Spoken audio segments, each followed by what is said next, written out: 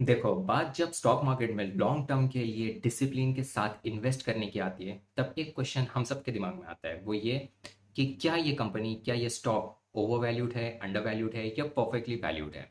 अब stock under valued है या ओवर वैल्यूड है, ये फाइंड आउट करने के मल्टीपल तरीके हैं।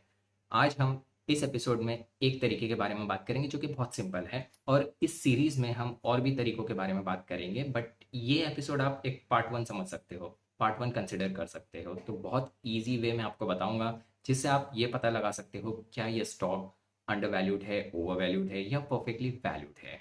सो this is Shahjahan Sheikh and royal multiversal trade invest में आप लोगों का स्वागत है। चलिए शुरू करते हैं।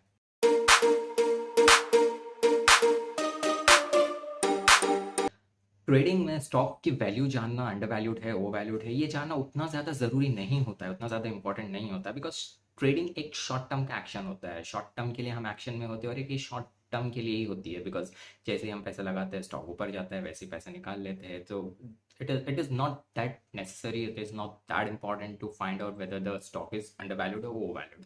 बट जब बात इन्वेस्टमेंट की आती है, वो भी पूरे डिसिप्लिन के साथ और लॉन्ग टर्म के लिए, जब हम सोचते हैं कि किसी एक अच्छे स्टॉक में हम पैसा लगाएंगे या उसकी एसआईपी करेंगे या रिकरिंग इन्वेस्टमेंट करेंगे, 5-10 साल की जब बात आती है, तब हम बहुत सारे क्राइटेरियाज देखते हैं एक अच्छी कंपनी चूज करने के टाइम पे। तो उसमें ही हमको ये देखना होता है कि स्टॉक अंडर वैल्यूड है या ओवर वैल्यूड है, अपनी जो प्रॉपर वैल्यू है उससे ऊपर ट्रेड कर रहा है या उससे नीचे ट्रेड कर रहा है। तो वो जानने का सबसे ईजी तरीका जो होता है वो ये होता है कि हम एक कंपनी को दूसरी कंपनी से कंपेयर करके देख सकते हैं, ठीक है।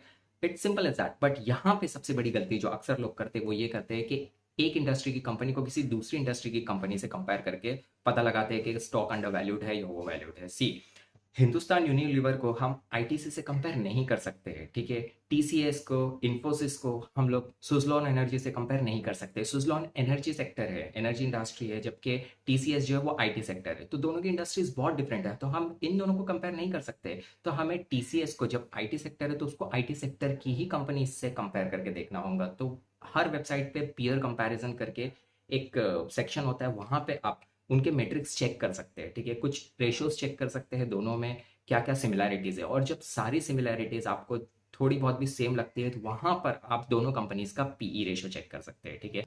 अब पीई रेशियो के ऊपर मैंने एक डिटेल वीडियो बनाया है कि पीई रेशियो का फॉर्मूला क्या है, कैसे हम फाइंड आउट कर सकते हैं, बट मैं फिर भी शॉर्ट में बता देता हूँ कि पीई रेशियो एक ऐसा रेशियो है जो हमें ये बताता है कि हमें किसी भी स्टॉक से 1 रुपया कमाने के लिए कितना रुपया इन्वेस्ट करना होगा, ठीक है। सो अगर पीई रेशियो सपोज 10 है, तो मतलब हम लोग 10 रुपीज़ इन्वेस्ट कर रहे हैं 1 रुपया कमाने के लिए। अगर पीई रेशियो 100 है, तो मतलब हम लोग 100 रुपीज़ इन्वेस्ट कर रहे हैं 1 रुपया कमाने के लिए। बट उसका जो डिटेल वीडियो है, मैंने फॉर्मूलाज वगैरह सब कुछ बताया, तो वो चेकआउट कर लेना, मैं आई बटन पे उसका लिंक दे दूंगा।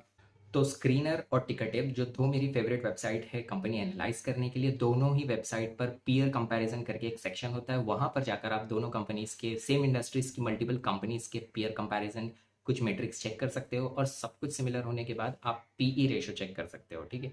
पीई रेशियो जितना कम होता है, माना जाता है कि वो कंपनी उतनी ज़्यादा बेटर है। ऐसा माना जाता है कि पीई रेशियो जितना कम है, हमें उतना कम पैसा लगाना है 1 रुपया अर्न करने के लिए। पीई रेशियो जितना हाई है, हो सकता है वो स्टॉक्स ओवर वैल्यूड हो, ठीक है। तो ये एक तरीका है फाइंड आउट करने का कि कंपनी अंडर वैल्यूड है, ओवर वैल्यूड है या परफेक्टली वैल्यूड है, ठीक है।